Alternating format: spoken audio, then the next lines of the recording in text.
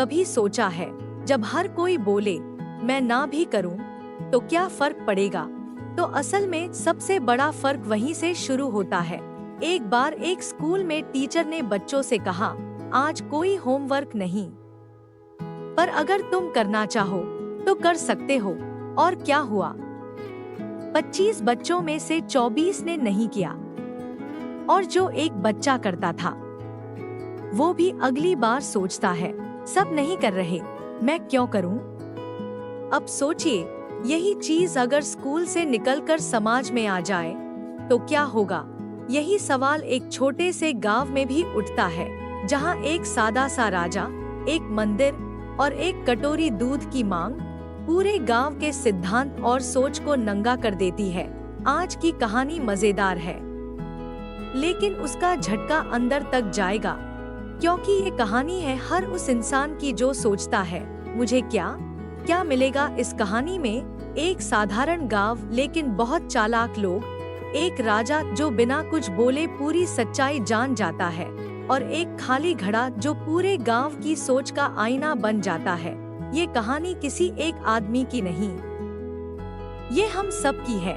हम भी रोज कहीं न कहीं ऐसे फैसले लेते हैं, मैं अकेला क्या ही कर लूंगा, सब करते हैं, मैं क्यों ना करूं, कोई देख थोड़ी रहा है। पर यही सोच बनाती है वो खाली घड़ा, जिसे भरना तो सब चाहते हैं, पर दूध से नहीं, बहाने से।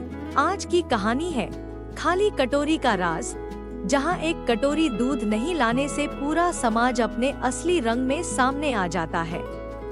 तो बैठिए आराम से, चाय का कप भरिए और तैयार हो जाइए एक ऐसी मॉरल स्टोरी सुनने के लिए जो सीधी दिल और दिमाग पर दस्तक देगी।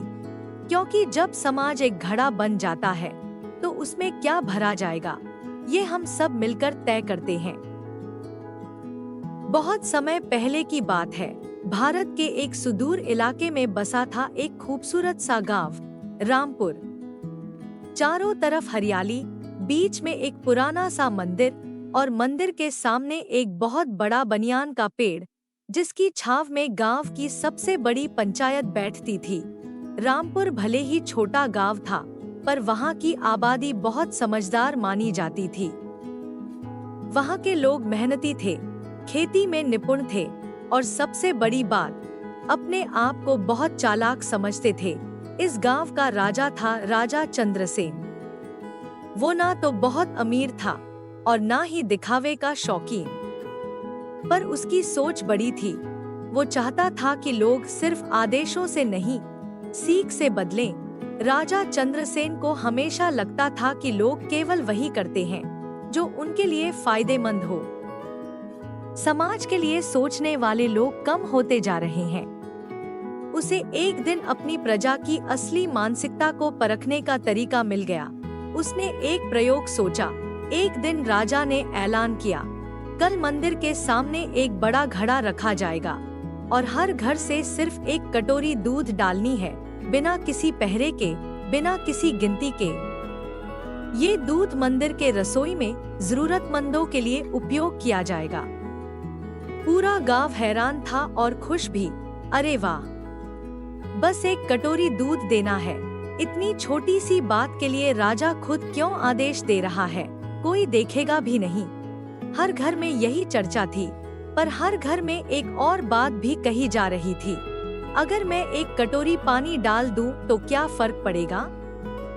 इतनी सारी दूध की कटोरियों में एक पानी की कौन पहचान पाएगा? और बस वहीं से शुरू हुआ खाली कटोरी का राज। राजा चंद्रसेन ने सिर्फ एक आदेश दिया, लेकिन पूरी गांव की सोच ने उसे भूल बना दिया या आईना, ये तो अगले दिन ही पता चला। सुबह की पहली किरण जैसे ही गांव के आसमान को सुनहरा करने लगी, मंदिर के सामने चबूतरे पर एक बड़ा चमचमाता पीतल का घड़ा रखा गया। उसके नीचे फूलों की रंगोली बनी थी और ऊपर लिखा था, रामपुर ग्राम सेवा हेतु एक कटोरी दूध, आपकी आस्था का प्रतीक। राजा चंद्रसेन दूर खड़ा एक पेड़ के पीछे से सब देख रहा था। उसकी आंखों में वो चमक थी जो किसी शिक्षक की होती है जब वो जानता है कि टेस्ट शुरू हो गया है। राजा मन में बोला, अब देखता हूँ कौन अपनी सोच में दूध भरता है और कौन पानी से धोखा करता है। कई घरों में रात को बातें चल रही थी। बाबूलाल अपने बेटे से कहा, बेटा, एक कटोरी दूध भी तो महंगा पड़ता है। अगर तू थोड़ा पानी मिला दे तो चलेगा ना? बेटा बोला, सब यही करेंगे बाबा, मैं भी कर दूंगा। कुसुम पड़ोसन बोली, अरे बहन, कौन जांचने वाला है? इतने घड़े में एक कटोरी पानी डाल देंगे तो कौन सा फर्क पड़ेगा। ऐसा नहीं था कि सब लोग गलत थे, पर अधिकतर यही सोच रहे थे, मैं तो सिर्फ एक ही हूँ, मेरे ना करने से क्या फर्क पड़ेगा। सुबह होते ही लोग एक एक कर मंदिर की ओर आने लगे। कुछ बाउल्स में दूध था, कुछ में थोड़ा बहुत पानी मिला और कुछ बाउल्स तो पूरी तरह पानी से भरे थे। राजा चंद्रसेन दूर से सब देख रहा था। राजा मन में बोला, हर कोई सोच रहा है कि मैं नहीं डालूंगा तो भी कुछ नहीं बिगड़ेगा, पर जब सब यही सोचते हैं तब पूरी व्यवस्था ही खोखली हो जाती है। दोपहर को राजा ने पूरे गांव को बुलाया। सब इकट्ठा हुए, उत्साहित थे कि अब राजा प्रसाद देगा, भंडारा होगा। राजा ने खुद उस घड़े का ढक्कन खोला और फिर एकदम सन्नाटा छा गया। घड़ा पूरी तरह खाली था, न दूध न पानी, बस खाली। राजा कड़क आवाज में बोला, क्या सच में किसी ने एक कटोरी दूध नहीं डाला? क्या इतनी बड़ी आबादी में एक भी इंसान ईमानदार नहीं? लोग एक दूसरे की तरफ देखने लगे, शर्म से झुकी निगाहें, कुछ फुसफुसाहटें और चुप्पी। एक बुजुर्ग धीरे से बोला, राजन, हमने सोचा कि मेरी कटोरी से क्या फर्क पड़ेगा, लेकिन शायद सबने यही सोचा। राजा ने गहरी सांस ली और धीरे से मुस्कुराया और बोला, घड़ा खाली नहीं है, ये भर चुका है हमारी सोच की सच्चाई से। जो घड़ा दूध से नहीं भरा, वो आज सिखा गया कि जिम्मेदारी व्यक्तिगत नहीं, सामूहिक होती है। भीड़ में से एक छोटा बच्चा आगे बढ़ा, उसके हाथ में एक कटोरी दूध था। बच्चा बोला, राजा जी, मैं तो दूध लाया था, मुझे माफ करना, मैं सुबह आ नहीं पाया। राजा मुस्कुराया और घड़े में वो कटोरी डालने की इजाजत दी और राजा बोला, यही है असली उम्मीद, जब सब गलत सोचे तब कोई एक सही कर जाए। समाज उसी से बदलता है। अगले दिन मंदिर के सामने एक नया बोर्ड टांगा गया, आज से हर शुक्रवार गांव सेवा हेतु दूध दान। परंतु अब कोई नहीं देखेगा कटोरी, बल्कि देखा जाएगा बदलाव। हर कहानी का अंत एक नई शुरुआत की दस्तक होता है।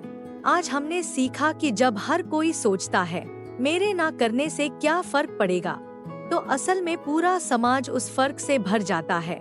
खाली कटोरी का राज सिर्फ एक राजा की योजना नहीं थी, ये एक आईना था जो दिखा गया कि सबकी सोच अगर सेल्फिश हो जाए तो कोई भी सामाजिक कार्य सफल नहीं हो सकता। अगर ये कहानी आपको छू गई हो, अगर इसने आपको वो पहला दूध की कटोरी बनने के लिए प्रेरित किया हो, तो हमें अपना सपोर्ट जरूर दें। वीडियो को लाइक करें, किसी ऐसे इंसान को शेयर करें जो एक्सक्यूजेस देता हो, और सब्सक्राइब करें ऐसी और कहानियों के लिए जो दिल और दिमाग दोनों को छू जाएं। हम फिर मिलेंगे एक और सच्ची सीख और एक और कहानी के साथ कार्तिक स्टोरी वर्ल्ड में, जहां कहानियां सिर्फ सुनाई नहीं जाती, महसूस की जाती है। धन्यवाद।